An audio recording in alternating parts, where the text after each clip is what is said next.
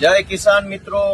આજે 31 ડિસેમ્બર 2025નો દિવસ હું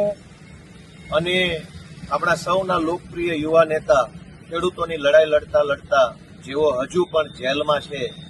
એવા પ્રવીણભાઈ રામના પિતાશ્રી ભોજાભાઈ, અન્ય પરિવારના સભ્યો આજે બધા અમે ભેગા મળી રાજકોટ જેલ ખાતે પ્રવીણભાઈ રામના જન્મદિવસ નિમિત્તે તેમને વાત કરી, રૂબરૂ મળી, એમને શુભેચ્છા પાઠવી, એમના ખબર અંતર, સ્વાસ્થ્ય પૂછવા માટે આવ્યા હતા.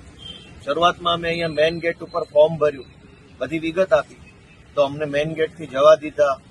ફોર્મ ભરી લીધું, સ્વીકારી લીધું, અમને વેઇટિંગમાં બેસાડ્યા. અને ત્યાર પછી જ્યારે વારો આવવાનું નક્કી થયું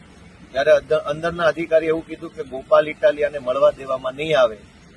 અથવા તો તમને બધાને મળવા દેવામાં નહીં આવે જો તમે ગોપાલનો આગ્રહ રાખશો તો. ત્યાર પછી મેં ઘણી ચર્ચા કરી કે મને કેમ નહીં મળવા દેવામાં આવે, કયા નિયમ, કયો કાયદો, કઈ જોગવાઈ, પ્રિઝન એક્ટ એટલે કે જેલનો કાયદો બનેલો છે એની કઈ શું જોગવાઈ છે.